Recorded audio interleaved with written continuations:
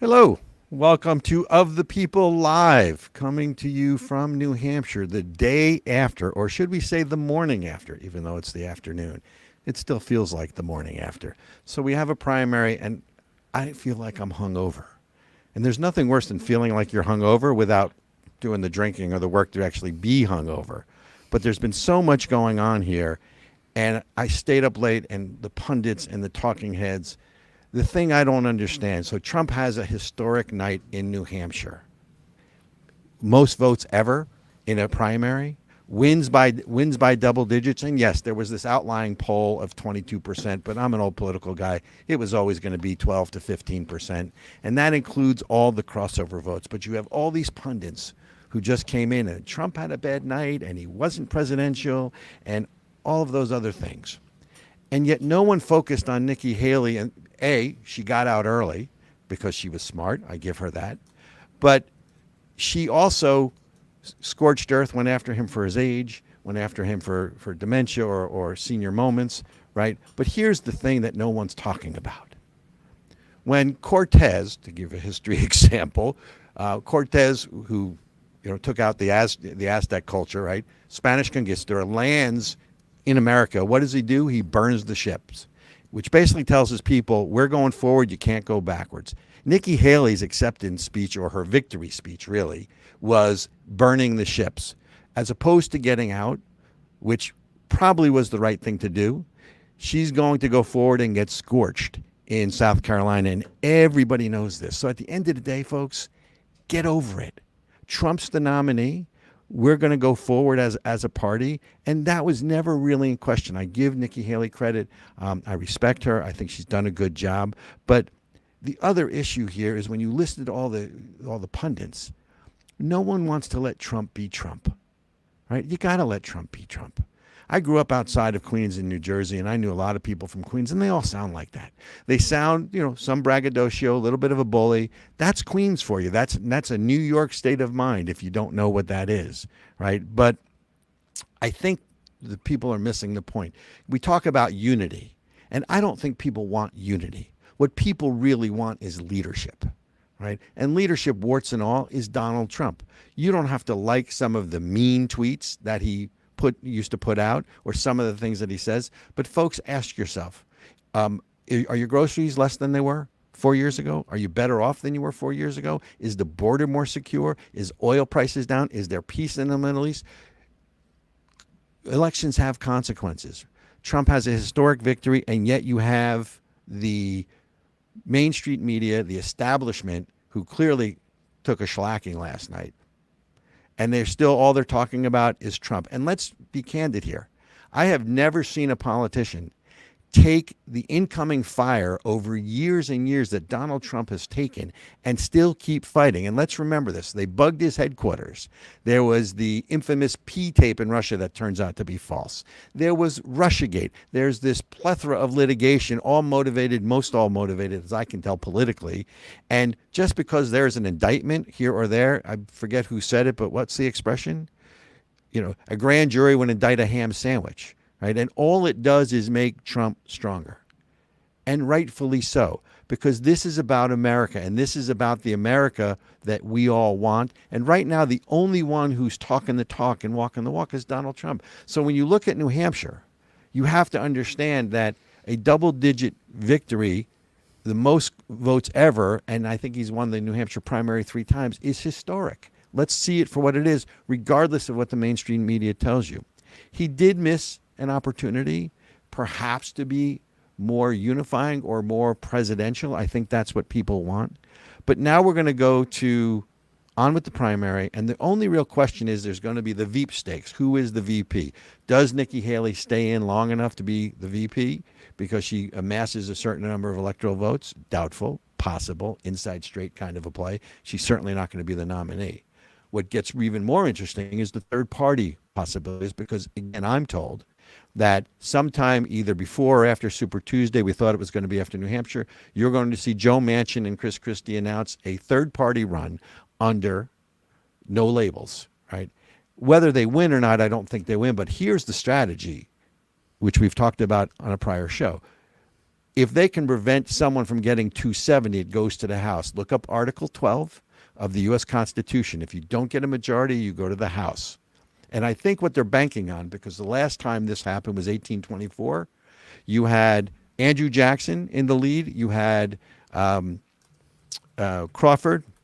I forget the gentleman's first name. And you had John Quincy Adams. So it goes to the House of Representatives, and each state gets one vote. That's it. And it's only amongst the three leading vote getters who are under consideration. So the math has to be, if we can force it to the House, because this is a divided country, and let's be honest, we know who they are, will do anything to prevent Donald Trump from being president again. The thought process has to be, force it to the House where no one gets the majority of 270 electoral votes needed, and then you're going to have Democrats who will cross over, or Democratic states, if you will, who will vote for a third candidate that is not Joe Biden, even though he won't be the nominee, or not Donald Trump. Therefore, the Manchin Christie or Christie Manchin ticket becomes viable. I realize that is a far-fetched possibility, but it certainly is a possibility to me. So we're done with the primary. Donald Trump is the nominee, but this is going to take a few tosses and turns from here. And joining us for the show today, we're happy to have with us the chairman of the New Hampshire GOP, Chris Ager, who did a fabulous job managing all of this up through the primary. And then later on in the show, my pillow himself, Mike Lindell, very close with Donald Trump as well, to talk a little bit more about elections, RNC, and going forward. So I hope that the chairman, are you with us, Mr. Chairman? There he is. Mr. Chairman, Hello. welcome to Of the People. I'm surprised you're up because I know you have been burning the midnight oil or the candle at both ends. How's it going? It's going really well. We're assessing the numbers, what it means, dividing up the delegates. We've got some math to do on the delegate count, but we only have 22 delegates. It looks like, maybe 12 to 10 or 13 to 9. Not sure exactly on the math, but all that cleanup's happening today now. And are 100% of the precincts reported, or what percentage is in right now? Last night it was 91% when everybody went to bed. I believe it's 100. I talked to the Secretary of State about noontime, and they had all the numbers they needed. We have a law basically that says you can't stop counting until you're done. So even these towns that had to hand count on the write-ins, you can't leave until you're done. It's not like Georgia where you go home, there's a water burst, and all of a sudden you find boxes. That doesn't happen. Right. All night. Totally New transparent. Hampshire's first in the nation and should set the example. Yeah, so does that mean, it's Chairman pretty good. Ager, for the Democrats, my understanding is they wrote in Joe Biden, so that means it's going to take even longer for them because they're having to do all the write-in candidates. Yeah, it did take a little bit longer, but it didn't take much longer. We know how to do this. We have paper ballots, 100% paper ballots, and the moderators at each polling site, they're like the king or queen of their polling site. They decide how things are done. And there's a great cast of volunteers in the state. So they grab those ballots, they count them in stacks of 25. So first they sort them and then they stack them. So they sort them, count by 25, stack them, and then they count the stacks of 25. And everybody has to nod their head in agreement on the count before they tally it. It really doesn't take that long. And we also have a what's called scatter, where everybody who gets, there's a handful of Mickey Mouse, Bozo, Clark Kent, whoever, and those every single vote is counted. And there might even have been a Robert Chernin in there. You never know. Well, that's because I wrote in my name. You know how much I crave notoriety. But you know what the moral of the story here is, Mr. Chairman? Contrary to what we have been led to believe, Democrats actually know how to count when they're forced to. They do, but we always have Republicans here over their shoulder. That's right. That's right. So I have a question for you, because a lot of people, obviously last night, everyone's phone is blowing up with who's texting whom. Can you quickly explain to the listeners, because this is not only New Hampshire radio, but we're certainly, we're out nationally on podcast, is the open primary system in New Hampshire. And I've explained it to people, but I think I'm a little wordy, and they want to understand how someone who is an independent can then cast a vote in the Republican primary and then still be an independent. And then the question is, how many independents voted? I mean, if you can get into that a little bit, because I think that's really, most people outside New Hampshire don't get it. Yeah. Yeah. So we've got about I'll round the numbers off, approximately 1 million voters in the state. 30% are Democrat, 30% Republican, 40% are what we call undeclared. So they're voters, but they're not a declared party member, Republican or Democrat. The Democrats can vote in the Democrat primary, Republicans vote in the Republican primary. The undeclared 40% can vote in either primary. And so by October 7th, which is about a week before the candidates can start filing, voters have to declare, are you Republican, Democrat, or undeclared? You can change at that point. So you can go from a Democrat to a Republican before October 7th. After that, you stay the party that you are. So a month before election, you could change party affiliation. Roughly. It's 2 months. Right, well, October, November, December. Primary. 3 months. So it's before filing. Okay. Before the primary, not Right. the general. Yep. Got it. In this case, about 3 months. So, but you also have people who've moved into the state or people who've never registered. After that, whatever they register is what they are. So somebody could have moved into the state January 1st and said, I want to be a Democrat, Republican, or undeclared, and that's what they are for the election.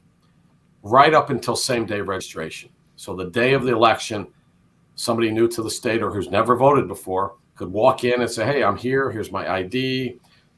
Verify that they are a New Hampshire domicile. They get to vote. So that undeclared list, they walk in and they declare for a party as they walk into the voting booth. So they say, hey, I'm an undeclared voter. I want to be a Republican for this election. I'm going to take a Republican ballot. They are then a Republican. They go in and vote. On the way out, there's a table. If they want to go back to being undeclared, they wait in line and say, I just voted. I'm a Republican. Now I want to go back to being undeclared. Anybody can do that. Goodness. So they can go back to undeclared. So that's how all these folks are basically going in, voting for Nikki Haley to try to mess up the Republican primary, and then they can just leave and not have any future consequences for it. Basically, Right. as a voter. By the way, it also explains those school buses I saw coming in with bringing people over from Massachusetts. They were sleeping in the school buses for residency. Now I get it. Yeah. I didn't see any school buses, but my eyesight may not be as good as yours. I'm kidding. I know. Yeah, it's of course. Yeah. So this system has been in place for over 40 years. Donald Trump has won 3 primaries with this system in place. In 2016, it more than likely benefited him because he was the outsider. He was getting the undeclared, the independent vote. He was getting those first-time voters who'd never voted before, who came in on election day and said, I really like this guy. He's different. He's a maverick. Says it like it is. He's not beholden to the Washington establishment or big money. All of those people, it benefited Donald Trump in 2016. He won. This year, it likely benefited Nikki Haley. And so for my Trump friends who go, this system is great. Guys, it helped your guy. It helped our guy in 2016. Might have helped Nikki Haley a little bit, but he still won by double digits. What are you bitching about? It works. It's a great system. It also attracted a lot of people to the Republican Party who did not go back to undeclared. And so we saw that in several of the polling sites. In one of the polling sites, 1/3 of the undeclared people who came in left as Republicans and stayed Republicans. And so it also helps us in the general election because now, instead of saying those undeclared, or independent people, we don't want you in the party. You're not conservative enough. You're not Republican enough. We're saying, no, come into our party. We want you to come in. We're going to educate you on why our policies are great. You voted for one of our people, and now your muscle memory it goes to that little R box, right next to that Republican guy. And your muscle memory goes there. Okay, keep it going there in November. Let's go. So we're bringing people in, and this system actually works pretty well. It's worked very well for us in the past. I don't see any reason to change it. And well, I get the Trump campaigns, kind of, okay, let's set it up in case we lose. We're going to blame all these undeclared. It was trying to trickery. I get it. You kind of set the expectation. But look, you won by double digits. Right. Hey, we got a great system. It allows people to pick who they want. And it also live free or die. People are like, what? You're going to make me put a little R by my name for a whole year if I don't feel like it? No, baloney. I want to go. I'm going to vote for who I want to vote for. I'm going to pick the ballot I want to vote. Let me go to my workplace and not be harassed by my teachers union or people who are coming to my business establishment. They look you up. Oh, this is a Republican and Democrat. I'm going to call, say, forget about that. If you want to stay undeclared, that's fine with us. But if you pick a Republican ballot, we want your muscle memory to remember I voted for a Republican. It felt really good. I left there with a smile on my face. Man, isn't voting Republican cool? And do it again and again and again. That's what we want. Amen.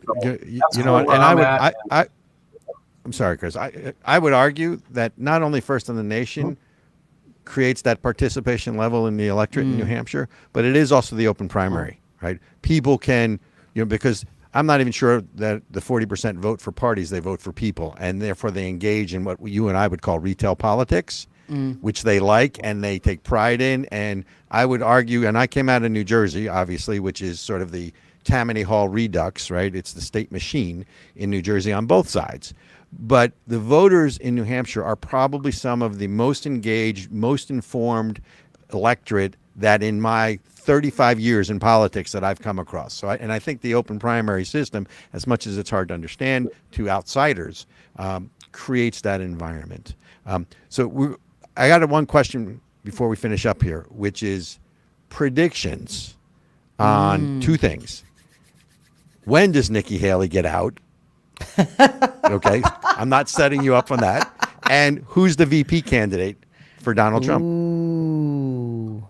Okay, so Speculation. when does Nikki get out? I don't think she's going to get out today, but it could be it could be before South Carolina. It could be. I use this word. I overuse this word. They have to reassess, what they think is going to happen. And I'm a big believer. If she thinks that she can win, I would say you owe it to stay in. If you think you can win, right? If there's a path. If there's a way to win, and we don't want people to get into presidential politics who, at the first sign of, something a little bit went wrong, they run away. Oh, uncle. She did relatively well here. 44% of the vote against former president who's a dynamic personality who's he's got his own gravity around him. That's how much interest and excitement's there. So who's VP? Who's VP? Well. If she thinks VP, if we take out political correctness, it's Mike Pompeo. If we take out political correctness and identity politics, Mike Pompeo. I love Mike maybe Pompeo. Maybe the smartest person. Yeah. And if the president went down for whatever reason, steps right in, you do not miss a beat. I mean, the guy knows his stuff. He knows everybody around the world that matters. He knows how the government works. Very high intellect, just smart, solid person. But in the world of identity politics and DEI and LMNOP, it's probably have to be a party. And so you go, okay, let's take out the most qualified guy. Let's take out the most qualified person, and let's find somebody that fits demographics that we need. And then you're looking at maybe a governor would be great. Maybe a female governor. There's a few of them out there. There are a couple. Someone with executive experience. You got Kim Reynolds, but she endorsed DeSantis. Less likely. She's a great governor in Iowa. You got Kristi Noem, who has been a lot of speculation. I think some people are kind of looking towards Kristi Noem. She's been to the state a few times, and she's been campaigning for President Trump. So she could be that type of person. So I'd say right now I give a handicap towards Kristi Noem. Okay. Mr. Chairman, I want to thank you for taking time out of your busy day, especially after the primary hangover that you probably have after last night. Love to, as always, have you back on as we figure out New Hampshire's role going forward into the general, right, with the rest of the primary play out. But thank you so much for joining us, especially on such short notice and probably even shorter sleep. Oh, yeah. Well, thanks. Well, I'm going to go back to take a nap now. So appreciate it. Love the Vermont flannel, by the way. I did that's this right. for you. I've been in a suit for the last week, so this feels really good. Looks comfy. Thank you so much again, Mr. Chairman. Thank you. Socialism. The goal of socialism is communism. The world is quite familiar with socialism and the horrors socialism has brought with it. It wasn't that long ago. Actually, it's still with us. Socialism creeps into government slowly until it's too late. Socialism, the big lie. Yes, it could happen anywhere. This educational video was brought to you by the American Center for Education and Knowledge and paid for by people like you who care about the future of our democracy. Please help us continue our work educating the American public and consider supporting ASIC by making a tax-deductible donation at asicfund.org. America came into being based on a shared belief and a common set of values. Unlike other nations that were bound together based on common ancestry, race, or caste, we came into being based on a simple and shared set of ideals. That the power of government is based on the consent of the governed. That life, the freedom to live life on our own terms in our own way, free from government interference, and liberty, our most precious value, and the pursuit of happiness, which means we are free to pursue that which we choose, with the knowledge and courage to know that nothing is guaranteed to us in this life. Those values, America was founded on these basic inalienable rights. Freedom to pray to God in our own way. Freedom to think and speak freely without fear of punishment or harm. And freedom to gather in our places of worship and in our local taverns. And freedom to defend ourselves, our families, our homes, and our neighbors as we see fit. The American Center for Education and Knowledge is dedicated to protecting American exceptionalism anywhere and everywhere it is threatened. ASIC is a 501c3 and depends on your tax-deductible donations. Please help us continue our fight. And joining us now of the people, Mike Lindell, entrepreneur, MyPillow, obviously.com, close confidant of President Trump. Mike, thanks for joining us on Of the People Live. Well, thanks for having me on. Absolutely. So we just had the chairman on from the New Hampshire GOP, Chris Ager. Give me your quick takeaways from last night's election. We know it's historic. We know it's over. It's only a question of time. But what are you seeing from this election? I mean, what does it tell us, really? Well, it tells you that Nikki Haley should just call it a day and everybody unite and put all our resources into getting our great real President Donald Trump back in office. I know I had teams up in New Hampshire, but I was there for a lot of different reasons. And one of them, as you know, is I'm looking at securing our election platforms. And there was a lot of stuff that went wrong up in New Hampshire.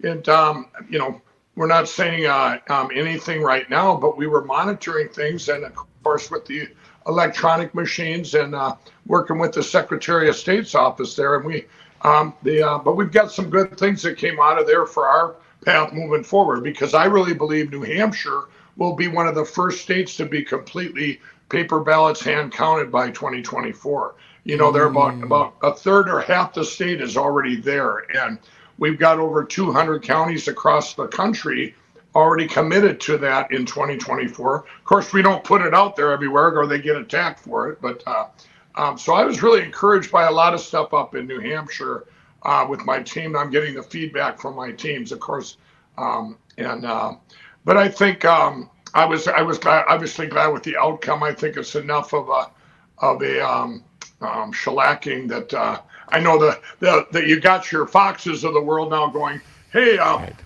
he is almost like an incumbent president. So, if you take that out of the picture, of course, he didn't do as good as he should have done. They're trying to put out a false narrative to all of us, and it's disgusting. Wow. Yeah, I understand that. And I do want to talk about, you have this whole effort to get into election integrity. I think you had a conference in Missouri. And I know it's such a huge project. Talk about that a little bit, because one of the things when I talk to the people is there's just not a confidence level. And I don't want to talk about 2020. I mean, I think your opinion and mine are probably the same as to what happened there. But I mean, at this point, we've got to play it forward. So how do you give the people a confidence level that their vote matters, right? Because that's really what we're talking about. That's a great question. Here's where I've been since January of 21. I've been attacked relentlessly, and my company has every day. We've been canceled and everything else. And maybe back then they thought, oh, Mike Lindell just wants to overturn the 2020 election. Well, I was on Jimmy Kimmel in the spring of 21, and he said, Mike, if your friend Donald Trump had been selected, like you're saying, would you still be sounding an alarm? And I said, absolutely, I would.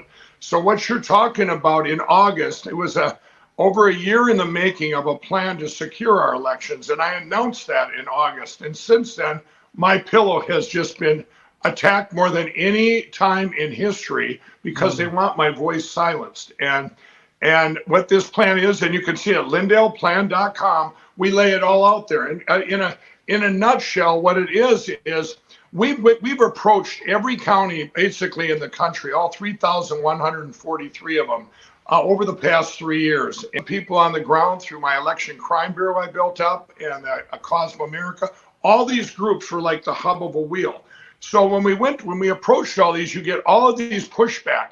Most of the time, the pushback is from what I call uniparty Republicans. You get so far and they go, we really like the machines. Remember, the Democrats wanted the machines gone for 2 decades. They wanted them gone. And there's movies out about this, like Kill Chain and so on. Yep. So what we've done is I'm doing a speech this coming Monday in Las Vegas, 2 days before the RNC winter get together. And my whole team got invited there, and we're going to show the 168, whoever shows up. Here's what you all should have been doing for the last 3 years, securing your platforms that you play on or that everybody votes on, and to get the playing field level. And then we're going to say, but you know what? We're 3 years ahead of you. All we need now is for you to embrace us when we come to your county and come to your state, because what we're doing, we're going to go back around to every single county and basically a sales pitch to them and say, hey, in light of this, this, and this, now will you go to paper ballots hand counted? Most counties in the United States can make this vote from the county up. There's a few states where it's Secretary of State down, but we're dealing with them on a whole different level with lawsuits and so on. So I'm very confident, and I'm telling everybody, this is, not only securing our platforms as much as can be done, as much as can be done. Let's say we get a third of the country paper ballots hand counted. Well, and then you have our great real president, Donald Trump. He's going to get historical votes like he has already. And how much could they do? How much could they do if they get a repeat of other elections? We don't know. It's, we can only do everything we can now. But I am very confident. If I didn't have 3 years of behind us, so to speak, those weren't wasted time. I put in 18 hours a day, and so did tens of thousands of other people every day for the last 3 years, trying to get to where we want to get to, which is paper ballots hand counted. One of the things too, everyone says the RNC hasn't done anything and all this stuff. Well, last January, when I ran for RNC chair, one good thing that came out of that was I got to know the 168, and we got them to push through a resolution which was passed a week after my event in August in Missouri. And that resolution, everybody, is that they passed is paper ballots, hand counted, no machines, precinct level, same day voting, and signature required. Now that would be a perfect world. That's, the elections. And so now when we go back to these counties, we just want the GOP to embrace us rather than block us. Embrace us. This is the only plan. This is the only plan, and it will work. And we just have 3 great examples, you guys. I want to bring this up.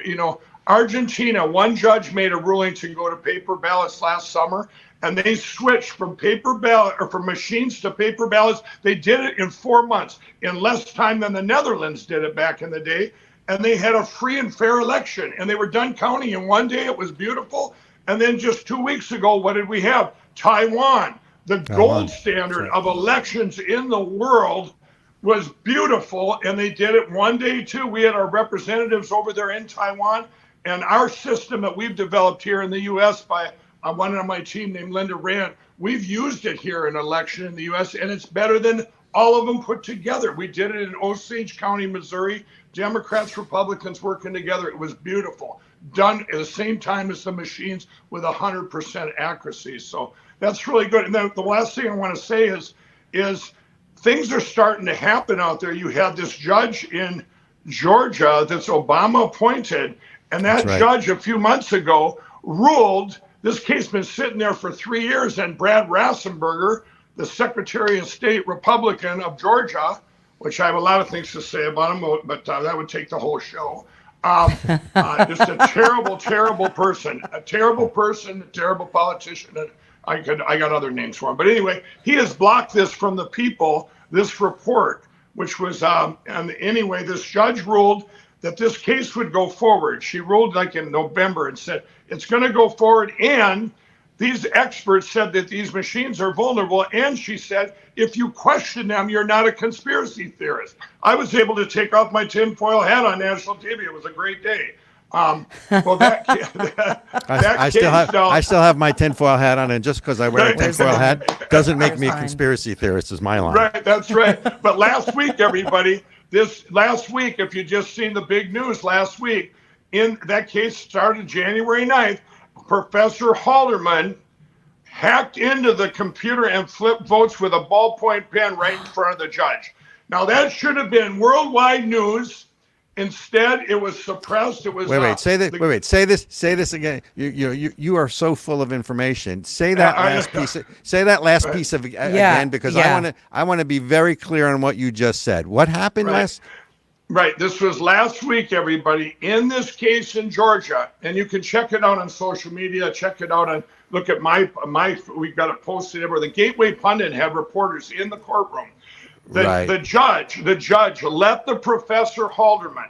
This guy's been involved in, and by the way, he's not he's more left than right in his politics. So it's not, and these are Democrats that are the plaintiffs in this case. So they let him have the machine there, the voting machine. He hacked into it in less than 5 minutes, I think even less than that, with a ballpoint pen, and flipped votes right in front of the judge and everyone in that courtroom. And this should have been worldwide news. It's over. It should be over. Okay. They're vulnerable. I've been to Senate hearings where I was there with the other companies and the big hometown boys. The biggest one in the country is ES&S out of Omaha, Nebraska. And they were asked directly. They were asked directly by the Secretary of State of Louisiana. Said, "Are your machines better than the other ones, Dominion, Hart, and Smartmatic, and all these? And are they more secure?" And here's his quote: "All voting machines are vulnerable. They all have back doors." He said this, everybody. This should be, if you're Fox Newses of the world, this is where we're not. This is what's hurt us more, is your conservative media out there that won't report about our elections or election platform. It's disgusting. If the guys who produce it, if the people who sell these and make these machines are telling you that they're not safe or that they're vulnerable, let me put it that way, that they're vulnerable, shouldn't we believe them? Right, exactly. And if you got just a couple of the companies that are in the limelight because they sued everybody, and that's what started lawfare in our country back in January of 21. But these other companies, if I was another company like ES&S, I would say, hey, my machines are more secure. Just come on over this way. But they didn't say that. They said, hey, we're all vulnerable. We're all hackable. And one of the things everybody needs to know, in this courtroom too, it was also said that these things, these are these experts now. They said, and this is, his expertise is on hacking in, not the cyber experts that I have that grab numbers and stuff, but he said, hey, when you hack into one, you're hacking into them all because they all go horizontal network throughout, let's say it's Georgia or throughout the whole US. They all go horizontal like any other computers. Remember, they lied to us and said they're not on the internet, right? That's what we were told. They're not on the internet. Well, now I'll go back to what I will tell you this about New Hampshire. Up in New Hampshire just last night, or actually this was earlier, maybe on Monday, there were problems with a couple of machines there, and we had people on the ground. They called the Secretary of State's office, and these are in charge of their elections, and they said, hey, this machine is doing this. It was like a double voting or whatever it was. They go, oh, no. The Secretary goes, oh, no. And then 10 minutes later, they called them back and said, we fixed the problem. How do you fix the problem remotely if they're not hooked up to the internet? Come on. Look, I think that election integrity is the key thing. Ericka? I was just going to say, what is it? Hamlin's razor, or one of those razors, basically, that it's like, if the answer is too complicated or doesn't make sense, it probably isn't true. That's the gist of it. And so when you hear these excuses and you hear this stuff, you just go, okay, if you're not committing fraud, if you're not doing something illegal, you're not helping your case. You're making this look as bad as possible. If you want us to believe you, do a better job. Right. Well, here's the thing, everybody, too. It's like the presentation that I'm going to make to the 168 on this coming Monday. My whole team's going to be there. And let's say you're head of your county and you're in charge of your elections. We're going to approach them, and they would always say to us why they want to, I don't want to go to paper ballots because it'll take too long. No, it's the same. We proved it can be done at the same time as the machine. I don't want to go there because it's going to cost more. No, it's 10 times less. I don't want to go there. Whatever reason they would say no, we're going to contradict that now.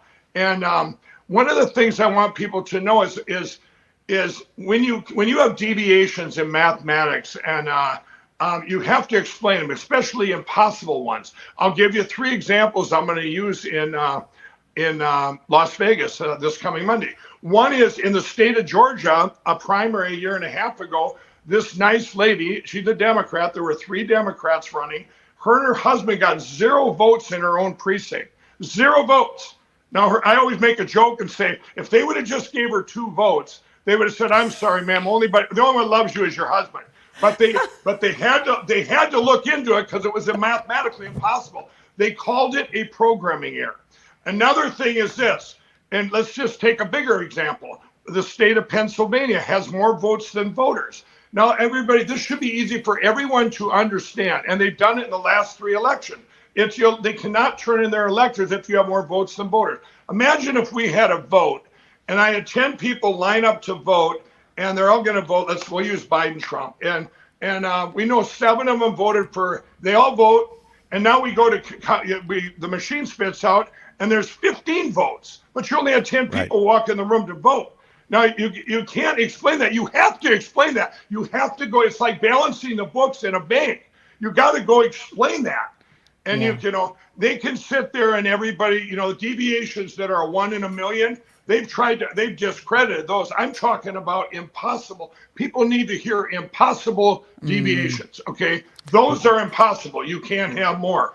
And so these are the things that we're looking at. Here's the problems. When you have states like another computer system, when it was our voter rolls, and you have like Wisconsin, everybody, 7.2 million names are on their voter rolls, names. But if every single person in Wisconsin that was eligible to vote and register, it's 4.1 million. Why do you have 3 million other names on there? It doesn't make sense. These are atrocities that we need to fix our election systems. And let's just say that, for instance, that there was no hacking and no cheating. Let's just do that for a second, okay? When you have a mistake in a computer, computers make, glitches all the time. There are glitches. They had one just in the last election up in Pennsylvania in November, where they said they had all these problems and they called it a computer error. It was a programming error. Well, if you make an error in a computer, it can cost a whole election. Where if you make an error, but with people making an error for a few votes here and there, it's a lot different. We're in an age where, and there's a paper trail. And there's a paper trail, and you can find it. Our system of hand-counted paper ballots under camera, that is your audit, everybody. And we all get to watch. It's transparent, and we're going to get there. Anybody, a few years ago, everybody just go, keep going, Mike, keep going. But they didn't want to get behind the effort because they thought it was an impossible task to completely redo our election systems, right? And they can't imagine that anybody would do this to our country or that they would hack in. You guys, we're in the age of artificial intelligence, these big conglomerates like Google and all these things. I said, my pillow, our computers get attacked all the time. I mean, do people can wrap their head around a credit card breach, right? A national credit card breach, but they going, oh yeah. And then what happens then is people, they come in, insurance covers it all and all this. And it's just a money problem. The hackers or the good hackers patch it up, find out why it happened. You put more protection on it and you wait for the next time they break through. Yeah. But when it happens in an election, you can lose your whole country.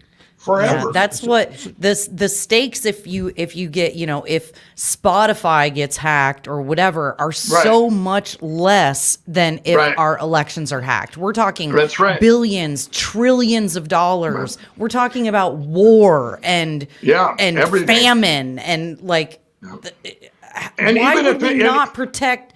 Why wouldn't we protect our elections the same way we protect our home or our bank accounts? That's exactly right. And the government, everybody deemed this critical infrastructure. Our voting platforms are critical infrastructure. And all you got to do is look around the world. Do you know how happy they are in Argentina that one judge made a ruling and changed their country? They're free now. People get to vote instead of, the what if. What if they were always controlled by that one press of a button?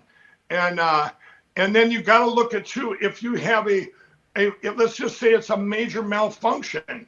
A major malfunction or whatever. Well, that can cost, tens of millions or tens of thousands of votes where a mistake in hand counting. Mike, when you say major malfunction, you mean like on election night 2020 when all 5 state systems went down at roughly the same time? No, they were ordered. They were ordered down. They were ordered to shut them down because Donald Trump was going to win despite the steal. I'm sorry to goad you, but I knew. I mean, like I said, you and I think the same. Right. But let me change topics real quick on you. You're going out to the RNC. I guess that's the winter meeting in Vegas. But you also ran for RNC party chair. Right.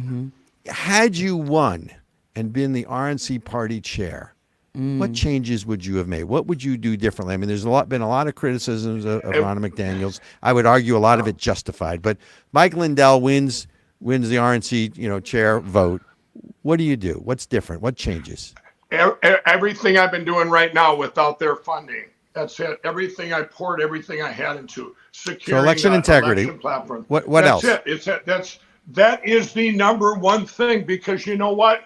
All the donors and stuff, all the money they need for their traditional little money machine and all their campaigns, that's what they lost. That would have brought it back going, hey, they would have got some hope back. Remember, at that point, they had 5 elections in a row they had lost. 5. But actually, they had won all 5. I did a speech when I ran for RNC chair there and said, you guys didn't lose, and I don't care how much money you spend frivolously. It doesn't matter when it can cheat when you're not even looking at your playing field or what you're playing on, to make things. And they, the RNC, they had done something that last January. I'll give an example. They passed a resolution against ranked choice voting, and that immediately got 7 states that my team was fighting. We stopped fighting our own party, and they said, okay, we'll get rid of it. We'll stop it. These are things that I would have done, and I would have accelerated. Now, did we go on? Did I keep doing without them? Absolutely. But the problem is we have to fight the RNC and the GOP when we go to these states. I'll give an example. Here's a perfect example. Cleburne County, Arkansas, big old red state, right? 70% red, when in actuality it's 82% red. Now we go in there and Cleburne County decides they make a ruling, or they voted in, they're getting rid of the machines, paper ballots, hand counted. Now all the other counties in Arkansas were going to follow suit. This is last January and February. And a Republican senator named Kim Hammers, he went and got a bill shoved through within a couple weeks, and it says, here's the bill, everybody. If you go to paper ballots in the state of Arkansas, we're defunding your county. Now think about this. This is the Republican Party says you can't make this up. So we get tired of my team going and fighting them. When I ran for RNC chair, I thought, you know what, I got to get to know these guys, because why are they fighting us at every level the last couple of years, right? And I made Ronna made one promise. She goes, I promise I'll work with Mike Lindell if I win. She did keep that promise in the respect that she didn't go against that resolution that they passed 168-0, everybody, per paper ballots, hand counted, same day voting, and signature required. Now think of this. When we go back to these counties now, and a Republican like Kim Hammer goes, we love the machines, we want to keep them. Well, you just voted 168-0 to get rid of them. Why? You will stand out like a sore thumb. It'll be like Ghostbusters. We got one. We got someone that's part of the uniparty. It's going to be a filter for that. One of the things, too, I want to bring up with the RNC chair was very important, and this is important when we get to the 2024 election, get polling companies that we trust. But the Rasmussen poll came out the night before the vote, and I had doubled Harmeet and Ronna put together the vote for me. Now, the next day... in California. No. Yeah, this was across. This was all. They did the poll across the whole country about who do you want for RNC chair. This was the Rasmussen poll. So the Rasmussen poll came out. The whole country wanted Mike Lindell, and I doubled Harmeet and Ronna. Now the next day they vote, and I get 4 votes of the 168. So the media comes to me now. This is great. It worked out perfectly. It was like a divine thing. The media comes to me and they go, Mike, you only got 4 votes. What do you say about that? And I said, well, you've seen the polls yesterday. Once again, the GOP didn't do what the people wanted. The people wanted me to be chair. And I said, and then Jimmy Kimmel asked me on TV, he goes, Mike, do you trust that election there? And I go, absolutely. It was paper ballots and there was no machines. The interesting thing, right? What's the old saying that Stalin said? It doesn't matter who votes doesn't count, but who counts the vote matters. Who counts the votes. That's right. And we all need to count the votes. We all need to see this. We have the technology now where we can live stream, and here's the count, and we all watch it. You see we have the most secure paper ever developed, by the way, that my team has developed. This paper is better than money. It's so secure. I mean, the system we have that we can put in and just plug it in is plug in. All we need is, not to be blocked or whatever with it. And you can find out lindellplan.com. It's all laid out. There's a white paper in this, and this isn't something that we should try. We're already doing it. And here's the thing. Most of my friends would tell you that they don't care whether a Democrat or Republican wins. I mean, their beliefs are their beliefs. But at the core fundamental level, if you don't trust the accuracy of free and fair elections, which is the bedrock and foundation of everything else in this country that flows from it, and the whole Dominion voting system or smart voting systems or whatever, and the fact that, again, the systems in 2020 just happened to be in the 5 key states, right? Didn't happen in any other states. Happened in the 5 key states that will determine the winner in the Electoral College. They stop, they start, Trump's ahead, they start again, Trump's behind by X amount of votes. But here's my next question for you. Along those lines, what's your thought about mail-in ballots, about ballot harvesting, because those are the other sort of new modalities that have been introduced to further, I would argue, destabilize the confidence level in the voting system. Okay, I'm going to give you, first I'm going to tell you what you said there. It only happened in those 5 states. It happened in every state in the country in 2020 and in 2022. when you skim a casino back in the mafia days, when you skim a casino, you have to take from everything. You can't just take from one machine or it'll stand out like a sore thumb. Even if no matter what you do, you have to bring it all, like bring the water level down, okay, and skim off the top.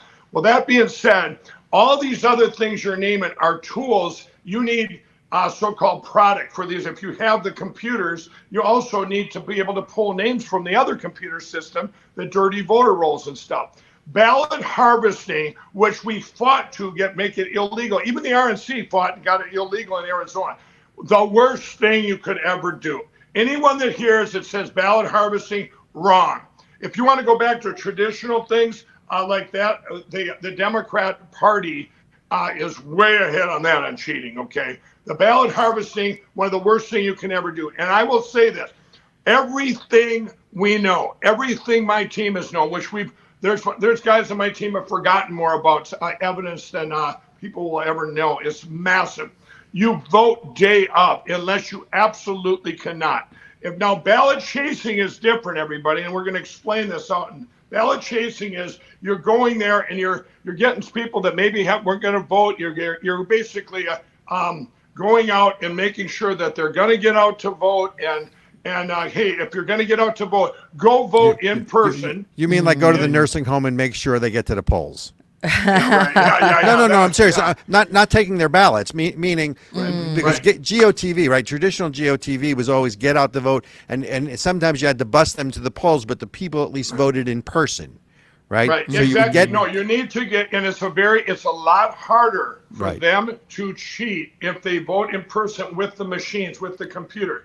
Now, what they did when they pulled the stunt with Kerry Lake in Arizona in 2022, where 242 machines at the same time went bad. So everybody coming through in there and going, they just put a setting on there, all those machines, and that's in the courts right there. That's still, by the way, still getting appealed and still running through the court. But basically, when you came in and said, your ballot doesn't work, put it in the box. That now became a mail-in ballot that can be do anything they want. So they basically converted that. No chain of custody. Right. And the narrative they put out was, hey, you better vote early because what if the machines go back like Arizona? Well, you know what? You need to vote day up. We caught them that day. When I woke up that day, I go, yes, it was even on Fox News, the machines have problems. We can't use them. If there's a problem there with machines, you're not going to have a problem with paper ballots, hand counted. You've got, and you're not, but you are a machine. Something goes wrong there. In that case, 242. Let's say it wasn't done on purpose, which it was. But if it wasn't, then why use them? If you're going to have you're going to have a race car, the Indy 500, and all of a sudden you had all these problems with the cars. What, do you just not run the Indy 500 that day? Or do you look under the engines? You say, hey, we got a problem with these engines. But the problem is these companies won't let us look under inside and say, what's the problem here? And it's been the biggest cover up of the biggest crimes in history. But we have a pathway forward, and it's a beautiful pathway forward. And if we didn't have everything we have right now with the plan and the everything that's fell into place with, you got examples now of Argentina, of Taiwan. You've got examples right here in the U.S. where we used our system we developed. Everyone should embrace it. Everyone should embrace it. And we don't have to go to the media anymore. We don't have to get the word out. All we have to do is convince county by county, which we're going to do. And by the way, we're all going to do it at the same time. If you guys know, when I reached out for cast vote records, I did an announcement to the whole country. And we got these cast vote records, which come directly out of the machines, and they're 100% proof either you had computer manipulation or not. Everyone we got from 2020 had computer manipulation. So now the counties are going, oh, they don't want to give out these cast vote records. It's like if you miss a football game. If you miss a football game and you went and see the play-by-play, well, or the timeline of the game. Well, if you had 7-7 in the second quarter, and all of a sudden third quarter it's 7-3. You're going, wait a minute, what happened here? Okay, and then you find out that all the games were the same. Now it's funny because we had pushback on that too. States like South Dakota, we couldn't get one cast vote record. places that we reached out to, they attacked me. Mike Lindell's going to ruin our elections. He's asking under the Freedom of Information Act, he's making the clerks be so busy. San Francisco Township in California put them right up on their website. And said, hey, it's the public's information. Cast vote records were set up so we had a record. We actually had a record that the machines would spit out. I'm sorry that they're all corrupt, but at least we had a record. Mike, here's my question. You talk about your team. How big is this effort? How big is this team behind you? And if you don't mind me asking, because I know you're putting your money into this. I mean, how much money have you put into this? And my third question in all of this is, how do you get beyond the stonewalling of the media to get this information out there? Because that's really the issue. Because I think most Americans, most Americans are fairly unbiased and fairly objective, and if you can get it to them, because you've got to get it through the media around them. Reagan was, as an example, was always able to get around the media and speak directly to the American public. How big's your team? How much money you got behind this effort so far? And how do you get over the media and get directly to the American people? Well, let me answer that. I developed Lindell TV and frankspeech.com. That was and that's got over 3 million people over there now that watch. And that's when when the regular media went silent on me, I had to use the left to attack me every day, but I was getting the word out through that. So what we've done though with the plan over the last 3 years, now we have over 300,000 people. We're like a hub of a wheel. It goes to all 50 states, basically almost every county of the United States. And these are all different groups where we're like the hub, the voice, where I talk to them every Monday night and we plan strategy. I tell them, here's what we need to do, right? Well, then you have that reach. And I set up the Election Crime Bureau, which I fund, which is lawyers and cyber guys and any help that these counties need to get these things done. We take all the information. I have the apps now. If you go Mike Lindell app, I have a Courage app where people can do their own, you find out what's going on in your own backyard and everything. So we're getting the word out that way. But here's the key. With the plan, I don't need to get the word out to the country. I only need to go back to these county officials now. We're going to go back to this county. It's going to two-step process here. We're going to all do it at once. This is what I told my team a month ago. We're going to do it all at once where we all approach the counties at the same time. Here's the petition within the county. All the people in the county want to go paper ballots and count it. We're going to basically give them our sales pitch. Now, the one thing that had to be taken out of there was the Republicans that were blocking us. Hopefully, this 168 will embrace our team like they should have been doing all the time. And now we're going to go back to all the counties at once, probably the end of February, early March. They can make immediate decisions within their county. Hey, we're dropping the machines. We're going to paper ballots, hand counted. Our teams are there to train them, to help them. And how much money do I have in? I've got over myself, every dime I had in the world, $40 million in there. And I was very public when I ran out of money to fund that. So they, that's when I finally reached out to the public. Hey, you want to help? LindellPlan.com. They can help there. And so far, it's been the micro donors that have helped, the people that care about our country, because we're 90% there. Nobody's give us that web address again. Yeah, LindellPlan.com. PLAN. Lindell. LINDELLPLAN.com. Everybody, you can help out there by donation, or you can learn the whole plan and then share it with everybody you know. You need to get educated on what the plan is and how it's working. We've been basically, this plan started 3 years ago. We're so far ahead. We're 90% done. What we have left to do is kind of, you guys believe it or not, is pretty much, I think, the easier part. As long as we get the Republicans not to block us, the GOP quit blocking us, quit going. We shouldn't have to go into South Dakota with Governor Christie Noem, and we can't get cast vote records. I mean, I expect that out of my home state of Minnesota, but I don't expect it out of these red states like Alabama. I went down to Alabama, you guys. Alabama, red state, right? I approached their Secretary of State back then named John Merrill, and I showed him in the 2020 election on his voter rolls These are people, because I have every voter roll in the United States, who registered, who voted, and who was taken off. I bought them all. Okay. So now, this is an example I'll give you. In a red state, I said, John, look at, you had 4,622 people that voted here. This is what your numbers say that voted that were over 110 years old. And obviously it's not true. They used their name. But John said, well, Mike, we live pretty good here in Alabama, don't we? And I'm going, are you serious? This isn't funny. You make a joke about this? And so we're fighting, Wow. you know, and then you get to these states that go, well, Donald Trump won. We don't have any problem here in our state. Donald Trump won. What does that have to do with anything of our election platform? This is not a Democrat or a Republican thing. We need to secure our elections so we all trust our elections. So we get it right. I have no problem who's elected as long as they're elected, not selected. Right. Ooh, that was Mike, good. I want to thank you for taking the time out of your busy schedule. This has been fascinating, and I think we'd love to have you back on and talk about this some more. So you're going to be out in LA next? I think you're going to be in Vegas next Las week, Vegas. and then Yep. you're going to roll this plan out. You'll see Mr. Jay Shepard there. And you will Just see so you Mr. know. Jay Shepard there. He's one of the 168. So Right on, Folks, absolutely. I got to know a lot of them, and I'm telling you, of the 168, there's about a third that are these uniparty establishment really bad. This middle third that kind of go where the winds blow, and then you have some that really do have the people's back, and they want to secure our elections. And these are amazing people that that care about our country, and they see where the problem is.